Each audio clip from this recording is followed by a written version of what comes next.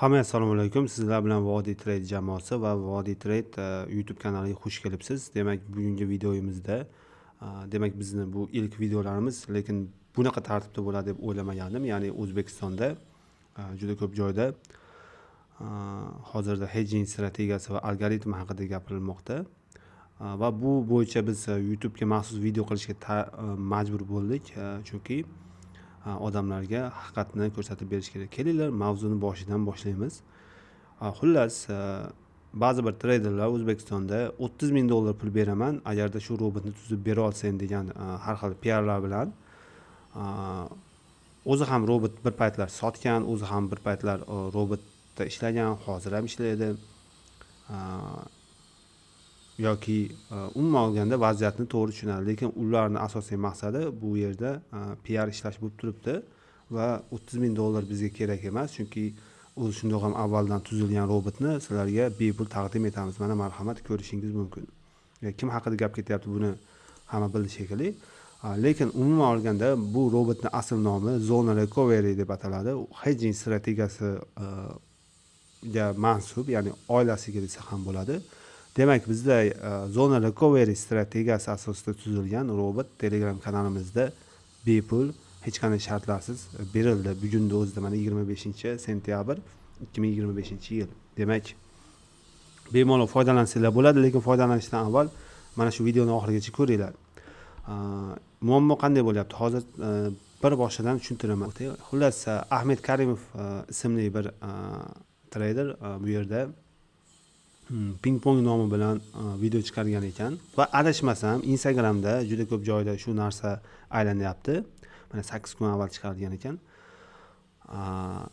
Bu algoritmda robot qilib bera olmaysan degan qandaydir vaj bilan chiqyapti, lekin bilmadim. Ko'rinishidan, gaplaridan bilimli insonga o'xshaydi, lekin aslida u odam gapirayotgan narsalarda juda ko'pi xato. Shuni ta'kidlab o'tishim kerak va bu videoni ko'rgan odam bo'lsa, ko'rishni tavsiya etaman. Faqat bu yerdagi hamma narsaga ishonib qolmanglar, chunki hozir bu narsani birin-ketin ko'rsatib berishga harakat qilaman. Gap nimada ekanligini. Endi Uranus Feruz Aliyevga kiramiz. Uzr treyderlarda nomini aytayotganim uchun, lekin bu yerda hech qanday shaxsiy adovat yo'q. Ya'ni Ahmed Karimov haqida aytyapman ko'proq. Uranus haqida esa ijobiy fikrlar albatta bor, chunki Feruz Aliyev demak, umuman Feruz Aliyevning YouTube kanaliga tashrif buyurdik. Bu yerda o'sha nima deydi? Video bor edi. Bu Uranus kompaniyasi juda ham ko'p yaxshi bepul bilimlarni beradi. Bu yerda prosta paxta emas, prosta demoqchi bo'lgan asosiy narsam qani o'sha video? O'sha videoni topishim kerak avval. Nima demoqchiligimni.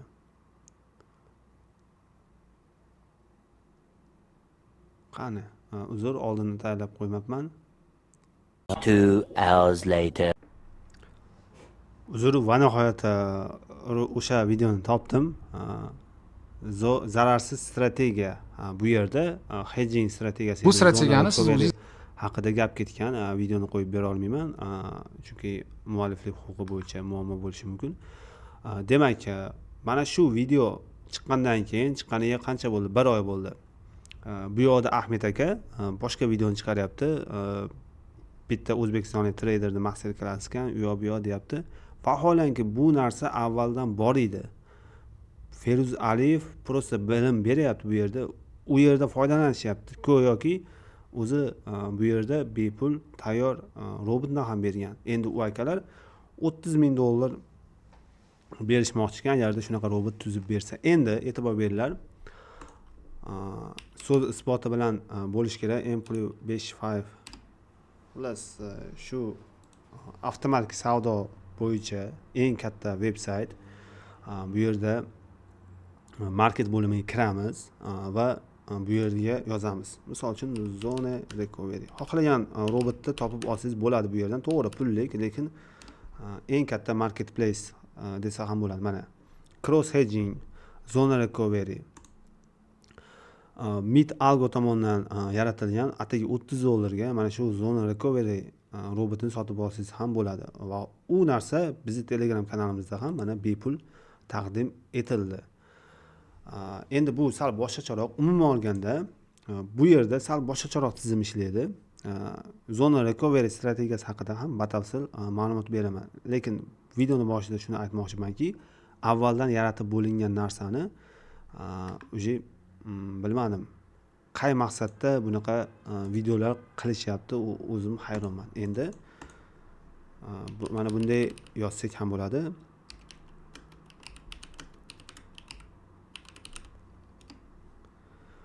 Bu bo'lsa sotib olinmagan, chunki faqat O'zbekiston auditoriyasi uchun chiqarilgandi. Odamlar bu robotni ishlatgan, bu o'zimni shaxsiy tuzgan robotim. Mening ismim Muhammadaziz Mamatsobitov va 2025-yil 17-aprelda marketga joylaganman. Oxirgi obnovleniya ekan aytgancha bu. Undan avval ham joylaganman, keyin oxirgi obnovleniyasi 17-aprelda bo'lyapti. Bu ham zona recovery'da ishlaydi, lekin sal boshqacharoq tizimda. Ozgina farq bo'ladi endi albatta. E'tibor beringlar. Bu robot ham avvaldan mana marketda bor va buni o'zbekistonlik Algo Trader, ya'ni men joylashtirganman. Nima demoqchiman? Hayronman. Endi asosiy gapga keladigan bo'lsak, asosiy zona recovery haqida sizlarga ma'lumot beraman. To'liq batafsil. Bu yerda hech qanaqa ortiqcha algoritm yoki boshqa narsa yo'q. Demak, zona recovery strategiyasini batafsil tushuntirib beraman. E'tibor beringlar. Xullas, bu yerda demak bu zona deb olsak va buy bitim ochilyapti mana bu narxdan va narx tepaga ketyapti. Sell bitim esa buy'ni stop loss'iga qo'yiladi. Bu yerdan e'tibor beramiz. Buni agarda yuqorigacha ketsa take profit oladi. Bu yuqoriga ketmasdan bu yoqqa qaytib ketadigan bo'lsa, mana bu yerda 001 lot demak buy bo'lgan deylik. Bu yoqda demak endi 002 sell bo'ladi. Demak bu tabiiy hol va bu hedging strategiyasi deyiladi, zona recovery. Martingelga asoslangan baribir asosi. Bu yerda shunchaki olib qochishyapti. 002 dan keyin bu 002 kelgandan keyin yuqori ketadi-da, mana bu yerga kelib turib 003 ochiladi deydi. Keyin raqamlari har xil o'zgaradi. Ko'pincha aslida mana bunday ochilish kerak. Ya'ni Feruzaliyev aytgan strategiya bo'yicha 004 va bu yerda 008. Bu bizga nima beradi? Vaziyatdan tezroq chiqib ketishga, ya'ni 2x bo'lish kerak Martingel qoidasiga ko'ra. Endi u aka aytgan formula go'yoki mana yozishimiz mumkin. Qanday 001, 002, 003, 004, 006 7 xullas nechidir ham shu tarzda ketyapti. Kelinglar uni koddan ko'rib chiqamiz. Mana o'sha robotni men alohida bir kun ichida to'g'irlab, yana buni zagazga tuzib berganman. Mana shu koeffitsiyentlar bor. Lot hajmlari bor. Men yana ham cho'zib qo'ydim. Demak, kelinglar buni o'chirib boshqatdan yozamiz ekan. Mana jami shuncha. Jami shular. Endi 4, 6, 8, 10, 14 va hokazo ketyapti. Bularni umumiy qilib aytganda bu yerda necha ko'paytirilyapti? Faraz qilinglar, hisob kitob qilib ko'ringlar. 1.33 ga ko'paytirilyapti. Buni ChatGPTdan ham hisoblatib chiqdim. Ya'ni bu yerda Martingel koeffitsiyenti degan narsa bor. Bu 1.33 bo'lyapti umumiy bu tizimda. Demak, 001 ni 1.33 ga ko'paytirsak 0.0013 bo'ladi. Ya'ni mana bunday bo'lishi kerak. 0.01 ko'paytirilgan demak 1.33 teng bo'ladi. Teng bo'ladi 0.02 ga. Nimaga?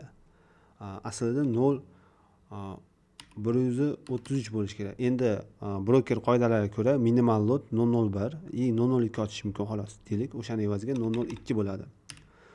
Shu tarzda ketadi. Agarda kattalashgan sari Demak, qayerdada 1.90 lot ochildi va uni 1.33 ga ko'paytirsak, 1.33 ga ko'paytirsak 256 bo'ladi degan, 253 bo'ladi ya'ni. Demak, bularni barchasi 1.33 ga borib qadaladi. Endi har xil bahonalar bilan bu maxsus ishlab chiqilgan deyish mumkin.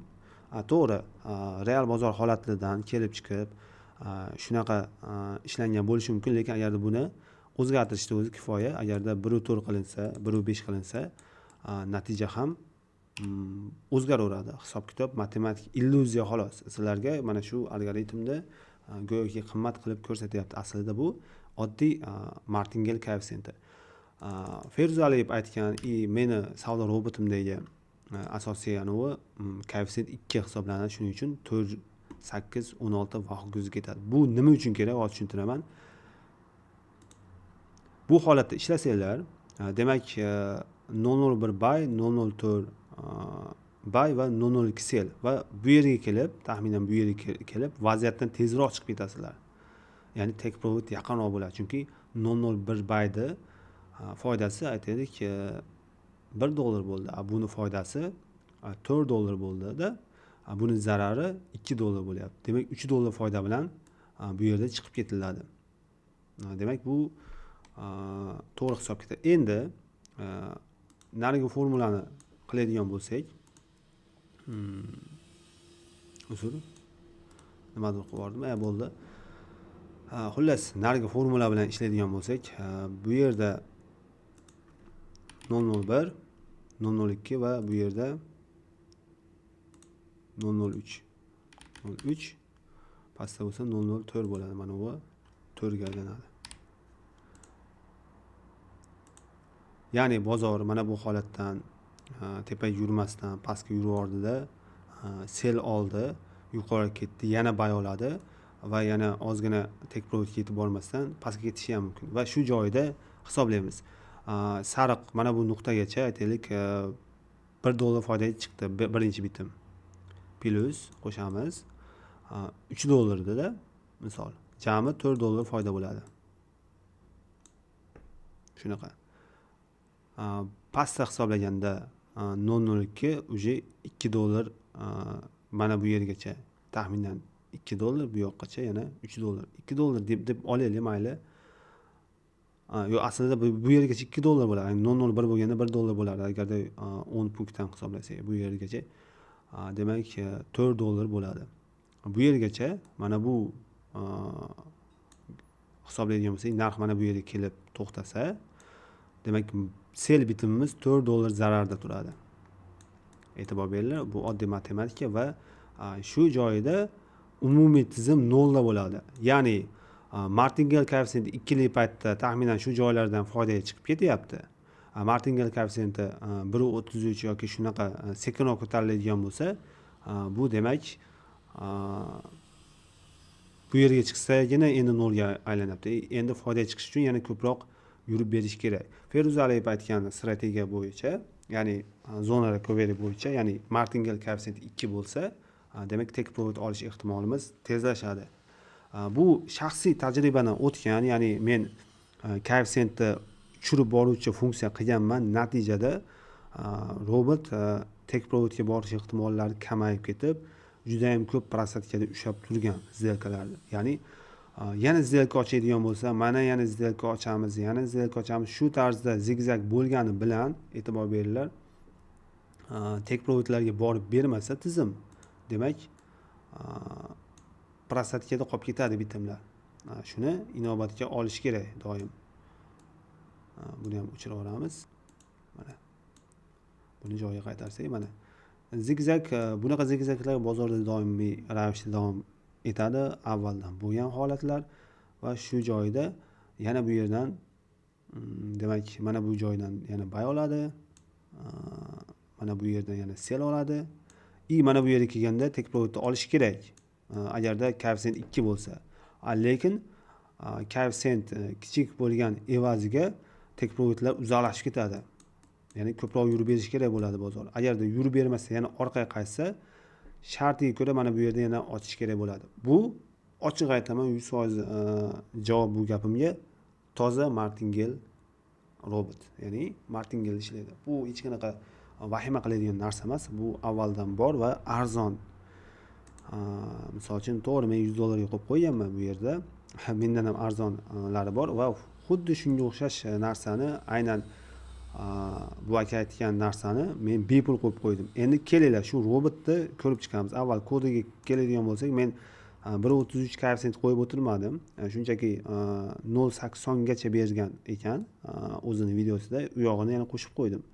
0.80 ham ungacha yetib borsa ham demak bilmadim. Yetib borish ehtimoli ham yo'q emas. Demak, umumiy kodni tuzilishi shunaqa. Mana o'zbek tilida Vodiy Trade jamoasi tomonidan yaratilgan. Endi mana robotni ochamiz. Demak, robot bu yerda MetaTrader uchun yaratilgan va bir vaqt o'zida ham avtomatik, ham yarim avtomatik hisoblanadi. Bu yerda сделка ochib yubordi. Yo'q, ochiq сделка qolgan ekan. Kelinglar shuni yopib yuboramiz. Ana bo'ldi. Bu demo shot. E'tibor beringlar, bu yerda dashbord bor.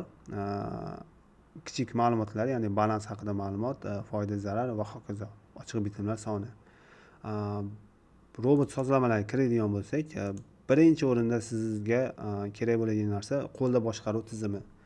Agar siz bozor holatidan kelib chiqib analiz qilib keyin ishlamoqchi bo'lsangiz, ya'ni qandaydir analiz bo'yicha bozorga kiryapsiz yoki o'sha savdo sessiyalariga qarab va hokazo. Bozor analiziga qarab savdoga kirayotgan joyingizda analiz bo'yicha bitim qanday? Baymi yoki selmi? O'shani belgilab olasiz, bo'ldi. Bay yoki selni belgilab bitimga kirasiz. Start tugmasini bossak, сделка ochiladi. Qolganini robot bajaradi. Lekin bitta muammo, agarda kompyuter o'chib qolsa, ya'ni siz qo'lda savdo qilyapsiz, kompyuterni o'chirib chiqib ketsangiz, tizim buziladi. Tizim ishdan chiqadi. Chunki mana bu holatda birinchi bitim buy, sell, buy. Shu holatda kompyuterni o'chirib qo'yib chiqib ketsangiz va tekroidga borgan taqdirda ham, mana bu yerlarga ketgan taqdirda ham robot сделкаларni yopmaydi. Uni ruchnoy o'z yopishingiz kerak. Lekin robotda o'shaqa сделкалар yopish funksiyasi bor, shundoq ham. Faqat uning uchun kompyuter yonib turishi kerak. Yoki ssenariy boshqa tomonga qarab narx pastga ketadigan bo'lsa, mana bu yerda qoida bo'yicha sell olish kerak. Robot o'chib qolgani evaziga sell ola olmaydi. Natijada pastga ketgan holatida zarar ko'payib ketadi. Shuning bilan tizim ishdan chiqadi. Shuning uchun bu tizimni to'xtatib bo'lmaydi. Ya'ni martingale'da asosiy qoidasi zararlarni ushlab turgan holatda, demak, zararlarni ushlab turgan holatda foydaga chiqib ketishni kutishda asosiy maqsad. Siz bu yerda shunchaki stop loss qo'yib turib, mana bu yerdan bozordan chiqib, mana bu yerda bozorga kirib, mana bu yergacha yana take profit qo'yib, mana bu yerga stop loss qo'yib, shunaqa ishlasangiz ham bo'ladi aslida, misol uchun. Lekin bu tizim shunaqa ishlaydi. Keyin robotni ishlatgan ehtiyotkorlikni tavsiya etamiz. Mana robotga kirib ko'rsataman. Asosiy robotni tanishtirib chiqay batafsil. Mana buy, mayli sell deylik. Shu joyda sell bitim ochishni xohlayapmiz. Start tugmasini bossak, bo'ldi, tizim ishga tushdi va bu yerda sell bitim ochilishi kerak. Ochildimi qani? Bu testerdek ekan. Sell bitim ochilibdi. Uzr, e'tibor bermabman. To'g'ri, narx bu yerda mana ko'rinib turibdi menimcha sizlarga ham. Sell bitim ochildi. Bo'ldi. Endi qonun qoidasiga ko'ra, agar zona 200 punkt deb belgilangan, bu yoqqa ketadigan bo'lsa, bayga qarab ketadigan bo'lsa, o'zi zonasiga borib buy bitim ochadi. Bo'ldi, shu xolos. Endi qolgan funksiyalar bilan tanishtirib chiqamiz. Boshlang'ich lot doim 001 lot bo'lishi kerak. Robot uchun unikal raqam mana shu raqamdan iborat. Endi bu o'sha sehrli raqam deyiladi. Endi foyda zarar boshqaruvi bor bu yerda. Umumiy maqsad bu tizimdan $10 foyda bilan maqsad bilan chiqib ketadi. Ya'ni shu $10 nastroykaga qo'yib qo'ysangiz bo'ldi. Endi maksimal risk bor. Ya'ni agarda bu tizim balansga nisbatan 30% zarar ko'rsa, tizimdan chiqib ketadi. Ya'ni 30% zarar ko'rdi. Barcha bitimlarni majburan yopadi robotning o'zi va demak zararga rozi bo'lib chiqib ketadi. Bu robotni stop lossi deyiladi. Bu yerda baribir stop loss bo'lishi kerak yoki stop loss sizga broker qo'yib beradi. Ya'ni full barcha balansingizni olib ketishi mumkin bu tizim. Endi kunlik foyda maqsadi $30 deb belgilangan. Bu bilan ishlasangiz bo'ladi, lekin minimal depozit $1000 dan ham yuqori bo'lishi kerak. Aslida $10,000 bo'lishi kerak bunaqa tizimda ishlash uchun. Buni video davomida tushuntiraman. Yoki buni Centavoyda ishlatsa ma'qul. Ya'ni bu yerda umumiy foyda maqsadi $10 emasda 10 sent bo'lib ko'rinadi. Ya'ni RoboForex brokerida va boshqa brokerlarda ham Centavoy akkauntlar bor. Demak, Centavoy akkauntni ishlatadigan bo'lsangiz, xuddi shunaqa ishlaydi. Demak, umuman olganda shu robot endi avto rejimiga yoqib qo'ysak ham bo'ladi. Buni serverga o'rnatib, avto rejimida ishlatsangiz ham bo'ladi bemalol.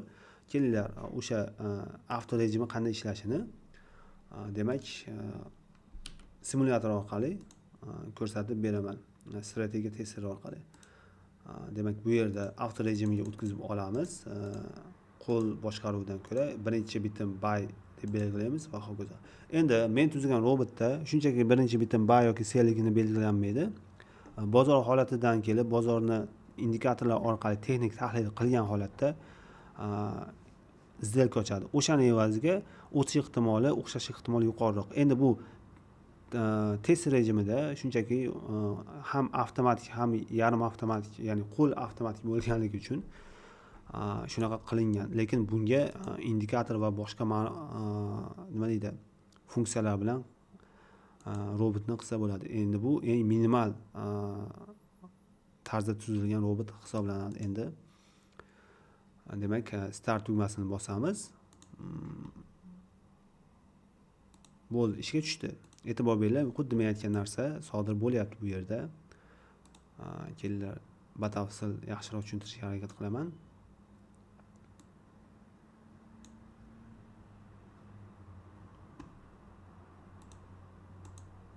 Mana.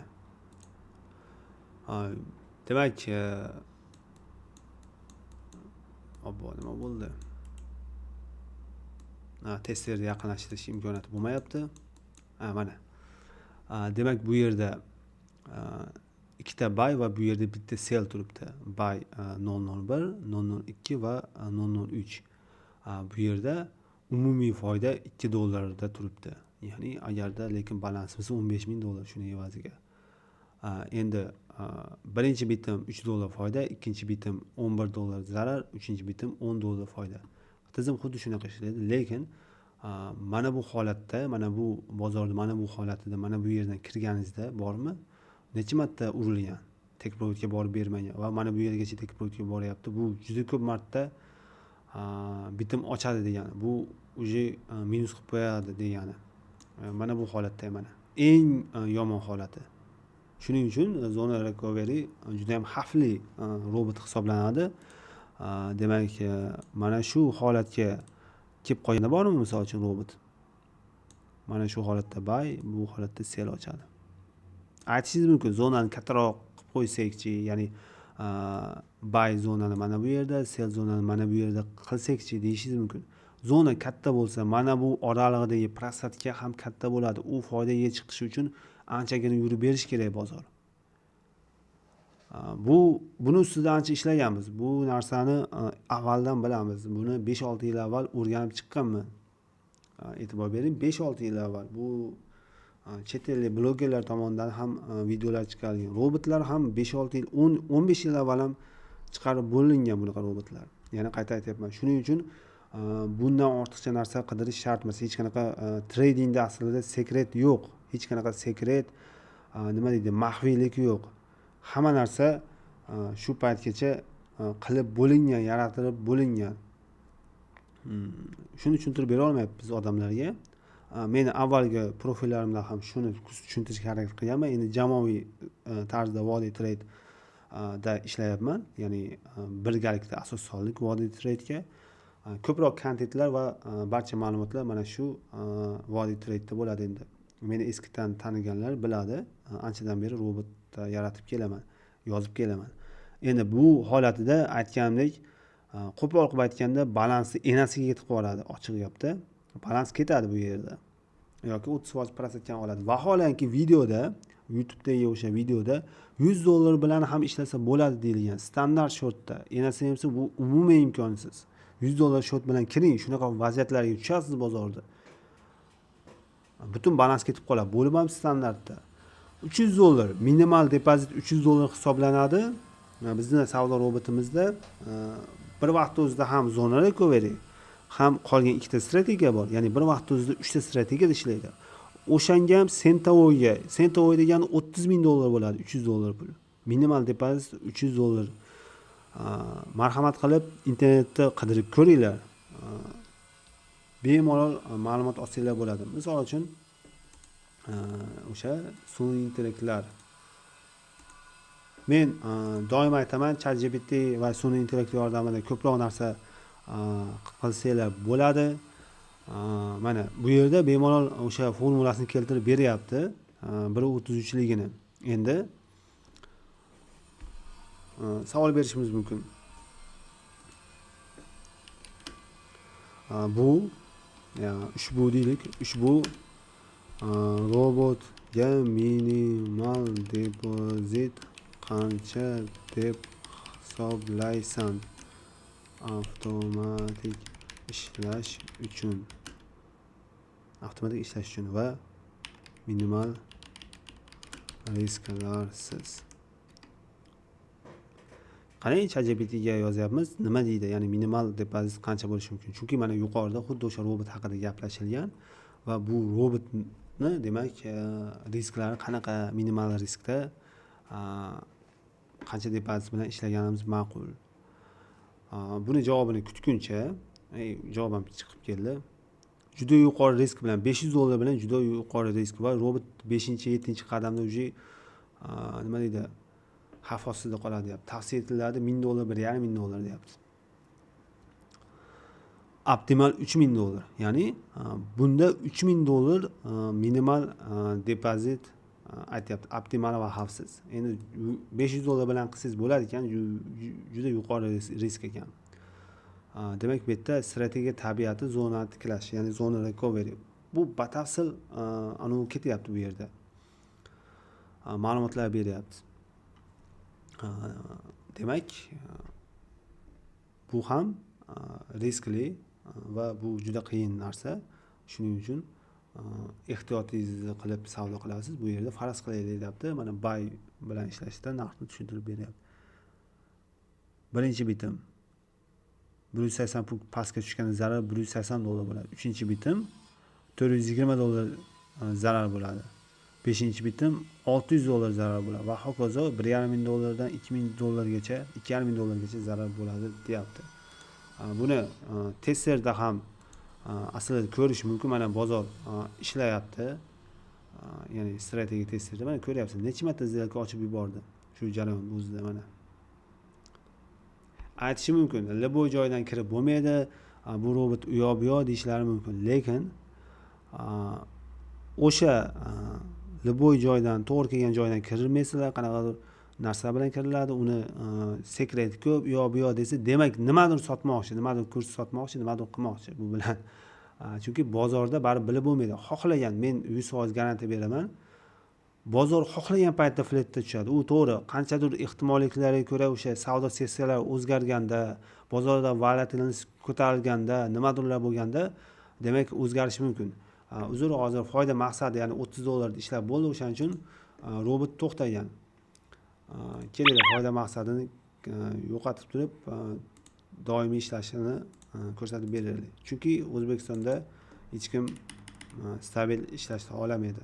Hech kim emas, endi ko'pchiligi. Mana ko'rishimiz mumkin bu yerda aytilgan lot hajmlari ketma-ketlikda ochilyapti. Bu hech qanaqa $30,000 robot emas, lekin yaxshi robot. Qisman buni ishlatsa bo'ladi bemalol, lekin buni men boshqacha tizimini tuzganman, chunki bu unchalik effekt bermagan. Chunki buni ham oxiri slev. Yoki 30% ga rozi bo'lasiz. Endi bozor holatidan kelib chiqib, ko'proq daromad qilsangiz bo'ladi. Bu nima deydi?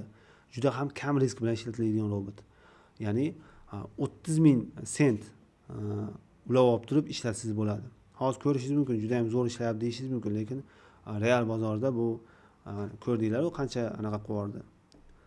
Yaxshigina minus olib qo'yadi. Juda ko'p сделкалар ochilyapti, e'tibor bersanglar. Shuning uchun mana bu yerda qaranglar. Mana bu yerda qaranglar. Shuning uchun sizlarga asosiy aytadigan gapimiz PRlarga, har xil hype'larga, aniqrog'i hype deyman, hype'larga ishonmanglar. Haqiqiy realniy trading bilan shug'ullanmoqchi bo'lsanglar, o'zingizlar mana ChatGPT bor, mustaqil o'rganinglar, chunki bu aldamaydi. Shunaqa. Shuning uchun bu bilan 1%, 2% daromad qilish ham qiyin. Hozir prosta videoni vaqti cho'zilib ketadi. Sizlar demoda sinab ko'ringlar, yillik testlarni ko'ringlar, yillik testlarda yoki oylik testlarda ham hattoki bu sizni balansingizni sliv qilib yuboradi. Bunga kafolat bor. Shunchaki 30% cheklovlar qo'yib, qandaydir qo'shimcha narsalar bilan saqlab qolish mumkindir qanchadir holatlarda. Lekin buni baribir oxiri sliv bo'ladi. Misol uchun u ChatGPT aytgandek $500 bilan ishlaydigan bo'lsak, kelinglar shuni tezlashtirilgan variantda ko'rib chiqamiz. Ko'ryapsizlar, 30% ni olib minusga qarab ketyapti. Bu $500 yaramaydi bu robotga. Ochiq gap mana. $500 bo'lmaydi. O'shaning uchun qancha? $10.000. $10.000 da test qilib ko'ramiz mayli. Lekin unda ham 30% oldi. $30.000. Bu $300 bo'ladi aslida, Centavoyda. $300 solsa bo'ladi. Minimal depozit $300 deb olsak, shunda yuqori risklda 25%, 30% ga borib qaytgancha, o'shanda ham 30.000 balansni bir oyda 32.000 ga aylantirdi. Backtest ko'rish mumkin. To'g'ri, bu yana qo'shimcha qilish mumkin har xil bahonalar bilan. Bularning hammasi PR, ochiq gap. Mana ko'rishingiz mumkin. Bu yerda 20% maksimal prosentga borgan, daromadi 10% dan kam bo'ldi, shu xolos. Buni martingale, hedging, martingale bularning barchasini asosi zararlarga rozi bo'lib uni ushlab turish va ozgina foyda bilan chiqib ketishga qaratilgan. Shuning uchun prosentga katta bo'ladi, foyda kam bo'ladi. Bu 24/7 ishlagan, to'g'ri. Qanaqadir filtrlar bilan, boshqalar bilan yangiliklar paytida ishlamaslik yoki nima deydi? Sessiyalarda nimadurlari u yoq deyshadi. Qo'yganingiz bilan bu natija o'zgarib qolmaydi. Men javob, chunki buni ustida ishlaganman. Buni ustida ancha mehnat qilganman va o'sha narsalarni qo'yganman, baribir o'xshamagan. Shuning uchun bularga e'tibor bermagan holatda mana robotni bepul ishlatishingiz mumkin. Telegram kanalimizga obuna bo'lib, mana Telegram kanalimiz hali yangi. Men avvaldan bu sohada borman, lekin bu kanalni noldan yangi nima deydi, motivatsiyalar bilan boshlaganmiz. Bemalol bepul yuklab olib ishlatishingiz mumkin. Lekin bu xavfli, shuning evaziga risklar o'z bo'yningizda. Barcha treyderlar riskda o'z bo'yningizda deb yolg'on PR ma'lumotlari bilan odamlarni aldab turib o'sha gap bilan qochib qutulishadi. Men ham aytib o'tmoqchiman. Men bepul berdim, lekin shunda ham risklar o'z bo'yningizda. Demak, hammaga katta rahmat. YouTube kanalimizga obuna bo'ling va aytmoqchi eng asosiy gap bu yerda bizning Vodiy Trade veb-sayti va bu veb-saytimizda bizning barcha mahsulotlarimiz, barcha yangiliklar shu yerda bo'ladi. Biz bilan qoling. Haqiqiy toza tradingni o'rganmoqchi bo'lsangiz, albatta Vodiy Trade ijtimoiy tarmoqlari va YouTube kanaliga obuna bo'ling.